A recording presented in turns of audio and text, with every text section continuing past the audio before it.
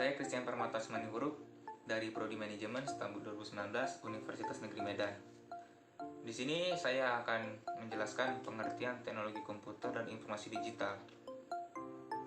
Nah, apa itu teknologi komputer?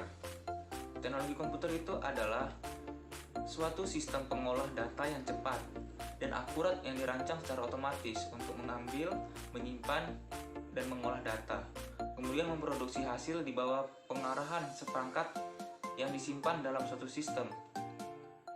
Selanjutnya, tujuan teknologi untuk manusia itu apa? Ada 5 tujuan teknologi bagi manusia.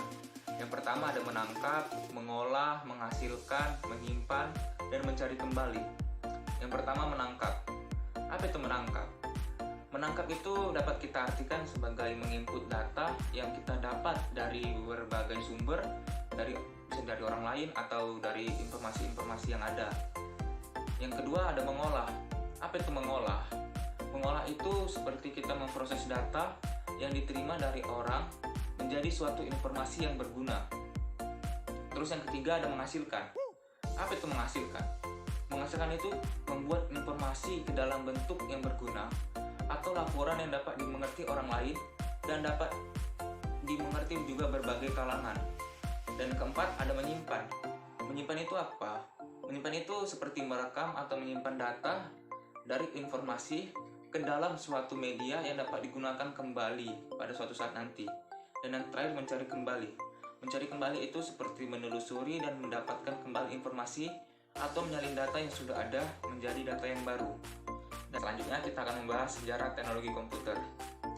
Dari masa ke masa, teknologi komputer sudah berkembang sangat pesat dan sudah ada 5 generasi teknologi komputer hingga saat ini. Dari generasi pertama hingga generasi kelima, mari kita bahas. Generasi pertama itu dimulai pada tahun 1946 hingga 1956. Penggagasnya itu seorang insinyur Jerman yang bernama Konrad Zuse. Dan generasi pertama ini dinamakan Electronic Numerical Integrator and Computer, biasa disingkat ENIAC. Pada generasi pertama juga, komputer ini memiliki bentuk yang sangat besar, hingga satu komputer saja bisa memenuhi satu ruangan. Sangat berbeda bukan dengan generasi saat ini, komputernya sangat kecil dan boleh dibawa kemana-mana. Selanjutnya, generasi kedua. Generasi kedua ini dimulai pada awal tahun 1960-an dan mesin yang pertama pada generasi kedua ini bernama superkomputer. IBM atau International Business Machine menciptakan superkomputer ini bernama Stretch and Schreier dan membuat komputer ini bernama Clark. Pada generasi kedua juga ukurannya diperkecil daripada generasi pertama, ya walaupun tidak jauh lebih kecil, tetap memiliki tabung transistor, tetapi generasi kedua ini lebih kecil daripada generasi yang pertama. Selanjutnya ada generasi ketiga. Generasi ketiga ini diciptakan dalam rentang tahun 1964 hingga 1970. Ciri-ciri generasi ketiga ini adanya penggunaan integrated circuit atau IC yang menggabungkan beberapa transistor menjadi satu. Dan generasi ketiga ini lebih murah dan lebih hemat listrik daripada generasi kedua dan generasi pertama. Dan generasi ketiga ini mempunyai ukuran yang lebih kecil daripada generasi sebelumnya. Selanjutnya ada generasi keempat. Generasi keempat ini memiliki 2 perkembangan komputer. Yang pertama bernama Large Scale Integrator. Ini dimasukkan artinya pemadatan beribu-ribu IC yang menjadi satu dan disebut chip. Yang kedua, mikroprosesor. Mikroprosesor ini dirancang untuk kebutuhan aplikasi tertentu dan memiliki kemampuan lebih cermat, lebih cepat dan memiliki set instruksi yang lebih kaya.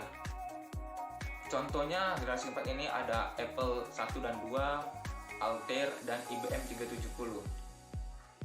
Dan terakhir ada generasi kelima. Generasi kelima ini dimulai pada tahun 1980-an. Dan generasi kelima ini sudah memiliki AI atau kecerdasan buatan. Dan lainnya seperti parallel processing.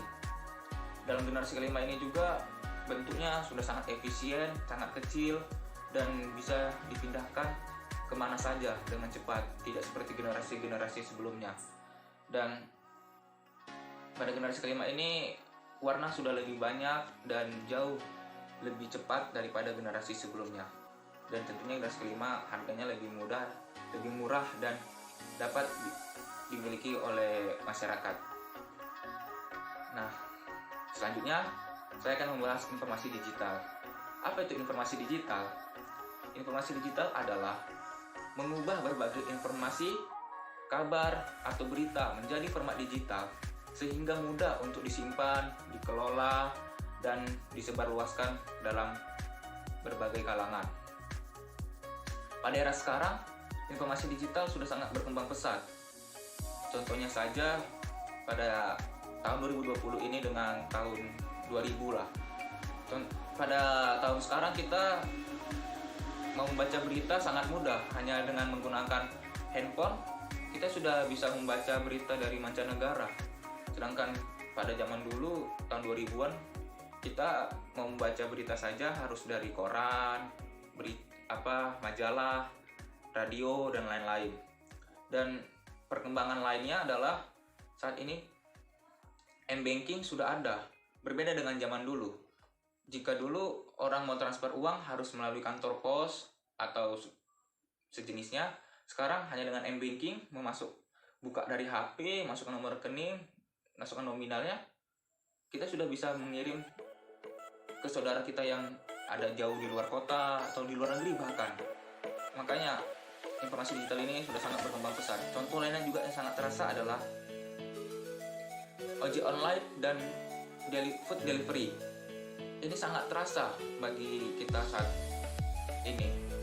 Contohnya saat saya sedang lapar pada malam hari, saya malas keluar, saya ingin pesan makanan, tinggal buka HP, buka aplikasinya, pesan makanan, dah tinggal nunggu datang makanannya, bisa bayar melalui e-money atau nunggu ojek online yang datang membawa makanan, bisa kita bayar di tempat. Tetapi ada kekurangan dalam perkembangan informasi digital ini. Salah satunya adalah banyaknya hoax yang terjadi. Hoax yang terjadi pada saat ini sangat meresahkan, apalagi mengenai ras dan suku atau agama atau politik. Ini membuat manusia yang satu lainnya dengan lainnya menjadi sering bertengkar atau sering mengejek satu sama lain. Dan kekurangan lainnya adalah membuat kita menjadi malas. Apa-apa sudah ada di handphone. Kita mau pesan makanan sudah ada di handphone. Kita mau mengerjakan tugas sudah jarang baca buku dan lebih bertanya kepada Google. Ya, setiap perkembangan ada kelebihan dan kekurangannya. Maka dari itu kita harus pandai dalam perkembangan informasi digital ini. Harus pandai-pandai dalam memilih berita yang baik dan yang mana yang buruk. Baiklah, itu saja penjelasan dari saya. Sekian, terima kasih.